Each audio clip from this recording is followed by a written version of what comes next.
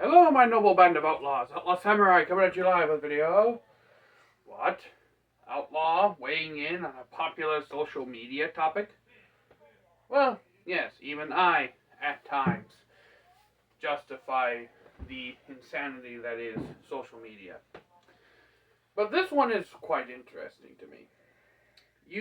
The whole thing is basically who would win in a fight, 100 humans or one gorilla. And naturally, it depends on gorilla species and humans. But there are four criteria that must be met for this. Are the humans unarmed, traditionally armed, modernly armed, or their physical abilities? And you may be wondering what I mean by moderately armed. And I do not mean moderately as in moderate armor, moderate, like, sparsely. I mean straight out guns, grenades, military issued level equipment. And what I mean by traditionally armed is the traditional weapons of the African native tribes that would have hunted the gorilla for food or a test of manhood. This would include, but does not exclude, slings, bows, spears, and some different forms of swords. Yes, there is more than one type of African sword. Mainly people just assume that the khopesh is the only African-style blade in the world, when technically it's more Egyptian. I don't remember the names of any traditional African blades off the top of my head. There is one that has a double-edged longsword European style to it, but also has a very chunky and wide crossguard and large disc pommel. Now, with that out of the way, first of all, we're going to do this gorilla versus one human. And then I'll get into the 100 spectrum. So a gorilla versus one human. And we're going to have their body type, all body types involved being the average American build, since I am an American. So, for an average American male, for this example, usually topping the scales of between 180 to 250, maximum at 300 pounds themselves, at around a height of anywhere between 5'10 to 6 foot. Gorillas top the scales at around 5'11", as far as I'm aware, with a nearly 6 foot arm span, that's middle finger to middle finger, and usually weigh between 400 to 500 pounds. So they would have anywhere from an additional 200 to 300 pounds on a human.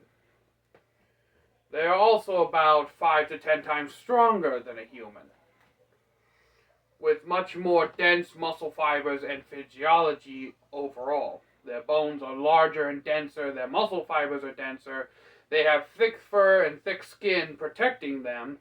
Not an easy thing to actually fight. Now, this human male is unarmed in this first showing. He's dead. As a completely unarmed individual, all you have to fight with the gorilla is your own hands and feet. And the average American does not know any kind of martial arts, so we're not going to have him busting out Krav Maga, Jiu-Jitsu, Taekwondo, etc., etc. Just flailing rapidly with his own fists and legs. I made some air-fried potato chips. Now, as an unarmed human, he can pick up anything around him, like rocks or sticks or even vines, to try to fight the gorilla. And throwing rocks and sticks would probably be your best bet, especially if you could hit it in the face. Either try to stab the gorilla multiple times with a pointy stick, or try to bash it in the face with a rock. Basically, what you're trying to do as an unarmed human is, A, just basically survive, and B, gorilla pissed off so that it charges at you using superior human intellect, which doesn't say much for the modern generation, but I digress. So, basically you're trying to lure that gorilla into a more advantageous area. Like, say, there's a cliff nearby or there's a river nearby, and you lure that gorilla into a charge, sidestep it, and let the inertia of the gorilla basically throw itself over the edge. Basically self-yeeting itself, giving you the win! Victory for me! And at the end of this, I'll tell you how I would fight a gorilla. So, that is 1v1 human versus gorilla. Basically, your best bet is to try to piss the thing off and lure it into a spot where you can use your superior human agility to basically make it self-yeet itself or self-harm itself so you can get the dub. If you manage to get a very strong vine and you get behind that thing and you manage to choke it out, that's another useful tactic. Alright? Gorilla anatomy and human anatomy aren't that much different. What usually works on a human, what usually either blows in deadly areas on a human could usually be transferred over to any primate. That being the throat, the eyes, etc., etc. You can even take the stick and jab them through the jugular vein. Now that I think about it, I'm going into too much martial arts. I'm going too far into martial territory. Now, how could you defeat the gorilla with 1v1 armaments? Again, you get to use the African sword, and even I'll throw in the Zulu spear for good measure, because it's kind of a short spear and short sword combo. Shaka Zulu was a very great innovator when it came to warfare. And the Zulu combat spear is actually my favorite weapon. Fun fact, that also featured in Black Panther when T'Challa fights Fearmonger or Deathmonger or something. It's been years since I watched Black Panther. I haven't watched it since it came out on DVD. So like years and years. But in any case, you get access to those. You also get access to spears and bow and arrow. Now in this instance, the average human male, the average American, would not know how to shoot a bow and arrow accurately enough to save their life. I could land a shot or two on a gorilla-sized target from about 20 to 25 yards with a recurve. I could definitely land a kill shot with a compound bow from 30. But I digress. Now, the sword and the Zulu fighting spear would probably be your best bet if you're an average, everyday American citizen, and I'll get to that in a moment. The other instinctual weapon of humanity is the spear. It gives you reach, a pointy, sharp end to jab the gorilla with, and it basically helps keep the gorilla at bay. Now, the reason I said the sword would probably be the best bet here is because humans have an instinctual, and I know a lot of you in the sword community are probably going blasphemy with this stance. But humans have an innate instinct to swing shit like a baseball bat. And while not proper form, any decently sharp blade will cut deep into flesh with a good baseball bat swing.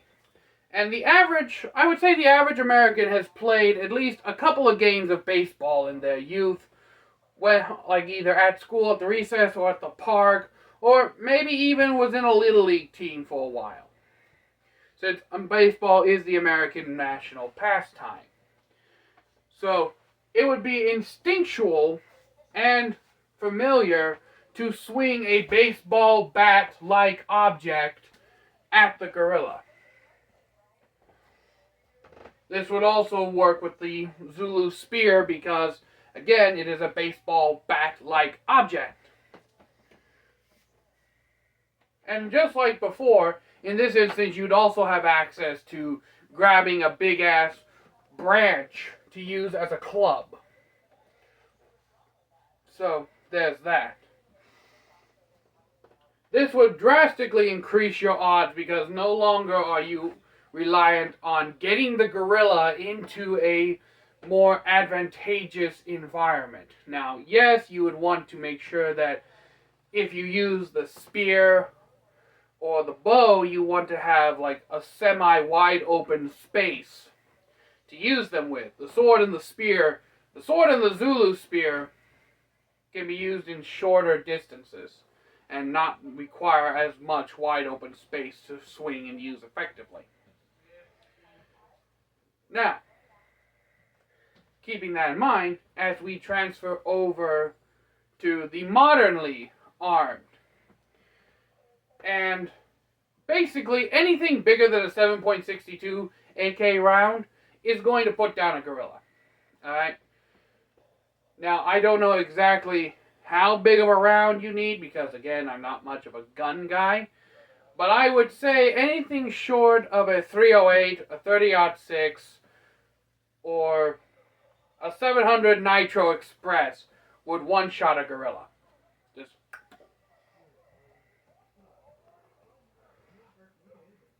now, also, with modernly weapons, you also get the advantage of explosives.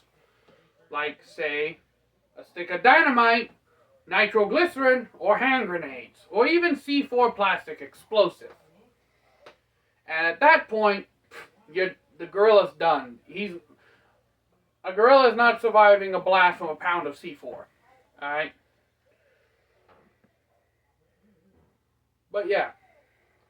That's basically what would happen if a one human went up against one human versus one gorilla, in my opinion. Now let's put these stats over to 100 humans. And this is where it gets complicated because if we're going based off of the average American, and we have 100 of average Americans, there may actually be some martial artists and hunters in the group. Because your average American also would also find recreational activities. In Indiana, for example, archery is a huge recreational activity. So if we had 100 average Indiana men or women or both, I'm willing to bet at least 50 to 60 of them have shot a bow or are active bow hunters. You'd also probably have those with martial arts experience in the group. Especially if I'm in that group. You'd have a swordsman and a bowman at your disposal. I am a swordsman / archer. Alright? The two weapons I am most proficient with are swords and the bow. I am far more proficient with a sword than a bow, but that's beside the point. Now, these 100 men, I'm not going to add women in just because stereotypically women do not fight as much as men or would not. This whole question is very much geared towards a male demographic, if you think about it, because it's one of those questions you and the boys would ask, yo bro, who do you think would win, 100 dudes or one gorilla? And to any female viewers, I apologize if you take offense to that. I don't mean offense. I am just thinking about this in the most logical way that I can. And logically speaking, most women that I know, aside from Outlaw Wiccan, wouldn't even want to attempt to fight a gorilla, let alone be anywhere near a gorilla. So yes, I am basing this mostly on the male demographic that this question is geared towards. So you have 100 men in the woods, average American men, in the jungles fighting a gorilla. Honestly, with that many humans, you're bound to kill the gorilla one way or the other. Either by stoning it to death with rocks, beating it to death with sticks, or a combination of both. Now, not to say that the gorilla won't get his blood in as well. I want to say that the gorilla would kill, or at least severely injure, around 10 to 15 with a maximum of 20 people before it would be taken down without any weapons involved. And then eventually get killed by the rest of the mob. Now, the next point of view with traditional weapons, again, we have the Zulu fighting spear, I believe it's a Central African sword that I mentioned before. We have the bow and arrow, and we have the classic spear. And in this situation, let's say, since we have 4 weapons, Zulu, Central African blade, bow and arrow, and regular spear, and there's 100 men, 20 are armed with the Zulu fighting spear, 20 are armed with the the Central African blade, 20 are armed with the bow and arrow, and 20 are armed with a spear. And you're all against one gorilla. This is a complete one-sided slaughterfest because 20 spears being thrown at this thing. And let's say each archer has 10 arrows in their quiver. 10 times 20 is 200 arrows. Alright? 10, 15, 20. No, not 10, 15, 20. 10, 20, 30, 40, 50, 60, 70, 80, 90, 100. 110, 120, 130, 140, 150, 160, 170, 180, 190, 200 arrows. Alright? So between 20 spears and 200 arrows being lobbed, if every archer fires every arrow they have at this thing, it's basically going to drop dead as a gorilla pincushion. Not even mentioning the swordsmen in the group, the ones armed with swords, and I say swordsmen loosely because 90% of them would just baseball bat swing like I said before. And then also the ones with the Zulu fighting spear. They probably wouldn't even get to unsheath the blades, let alone use them. Yeah. Especially because if it was up to me, I'd have the archers form a single file militia-style line with the spearmen backing them up, the long spearmen backing them up. You'd have archer, spearmen, archer, spearmen, archer, spearmen, archer, and it would repeat. So, and there'd be 2 lines, 10 in front, 10 in the back, just like a professional volley from 17th century combat, where 10 archers would fire, the next 10 would step up, while the second group of 10 are firing, the first group reloads. Just like a militia volley. So, boom, boom, boom, boom, retreat, boom, boom, boom, boom, reload, fire. And this would just repeat itself until all the arrows were fired. And even if most of them miss horribly, horribly wrong, and only 20 arrows out of the 200 land, that is still 20 arrows inside of a creature that, if blood loss doesn't kill it, just running away from it at that point will, because adrenaline will have thinned the blood out. The arrows more than likely would have gotten broken off in some sort of in the maul of thrashing limbs that would ensue from the gorilla freaking out from getting shot so many times. And if the gorilla did continue to advance forward, even through getting all 20 arrows stuck in it, you have 20 spears, a spear wall, that as soon as that thing charges will get skewered by. Again, not even having to use the swordsman in this instance. Now, we get to the modernly armed humans. And for ease of mind, all of the humans are armed with Baryshnikov AK-47s. Alright? Since the AK-47 is the most prominent, fully automatic repeating rifle in the African Congo regions, mainly because of poachers and the constant different warring militia groups vying for territorial control. But that's aside the point. Yes, Outlaw does pay attention to the news briefly at points. But in any case, all of them are armed with AK-47s. All 100 have them trained on the gorilla, and they just fire at once. Al Capone style, just line it up against the wall and fire. Mag dumping. Not even needing the grenades or the C4 or the dynamite or the nitro. Just mag dump 100 AK-47s with 30 round clips. 30 times 100 is 3,000 rounds. Nothing is surviving 3,000 rounds of AK fire being shot at it. That would stop a fucking bull elephant in its tracks, as far as I'm aware. Now, those are my thoughts on the 100 men versus one gorilla. How would I fight a gorilla? Now we get into the how would I fight and dispatch a gorilla. And I will also be doing the unarmed, traditionally armed, and moderately armed as well.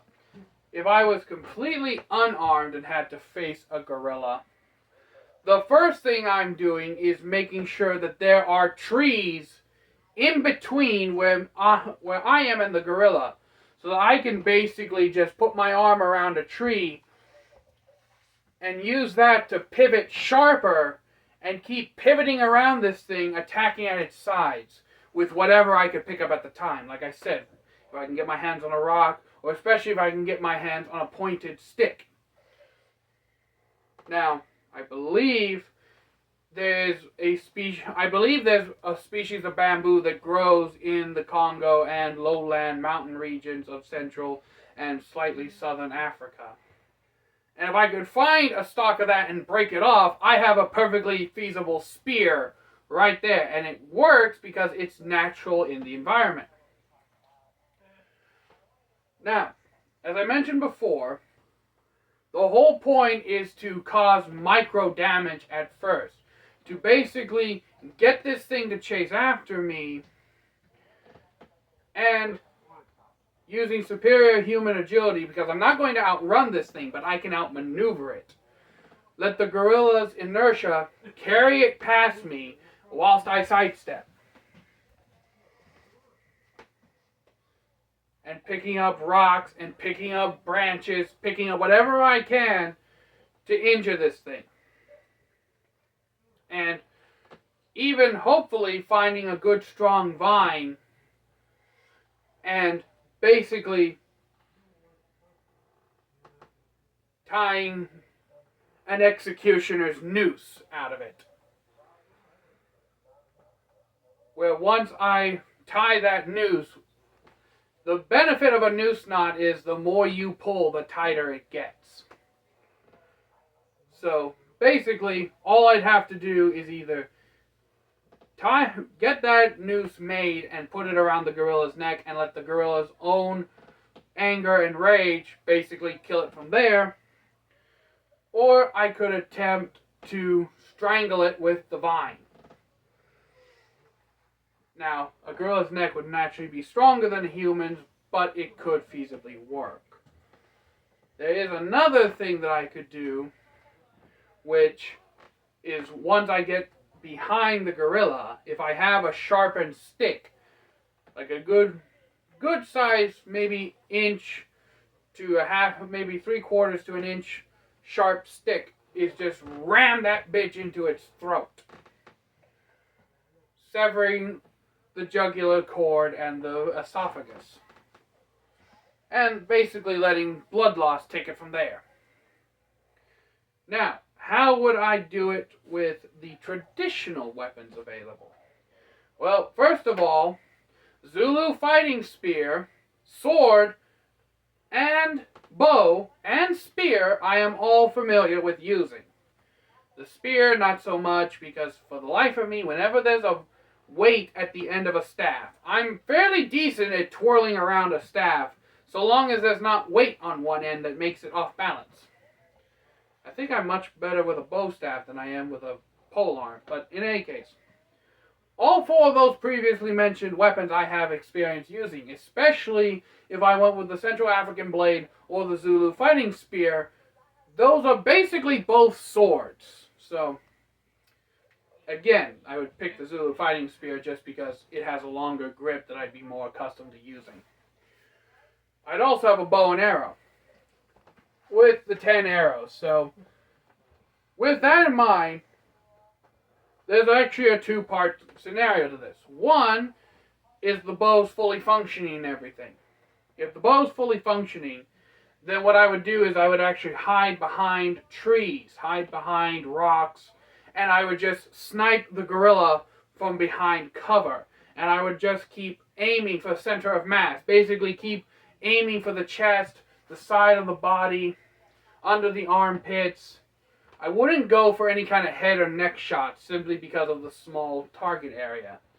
I would mainly aim for the chest and the sides of the body until I had run out of arrows. And at that point, if blood loss hasn't done the job for me, pick up the sword again,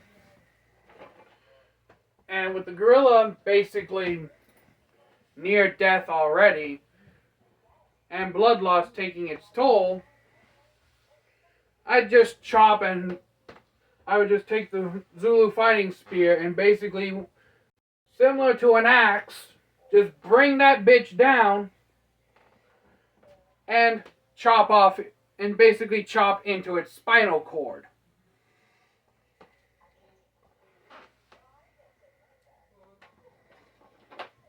And once I sever the spinal cord, it's lights out, GG. Now, how would I do it with modern weaponry? Simple. I just wait till the thing was distracted, pull the pin out of a grenade, roll that thing like a bowling ball underneath it, and let that take care of it. Or if I had to use a gun, again, AK-47, I would just mag dump that bitch. Just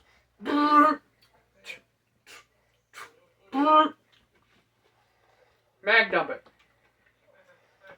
Dynamite, same thing as a grenade. Plastic explosive, 15-second delay timer, chuck that bitch. Gorilla's looking at it, boom.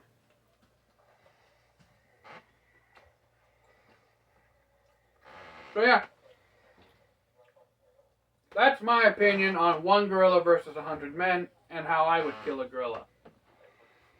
So let me know in the comments down below how you do it.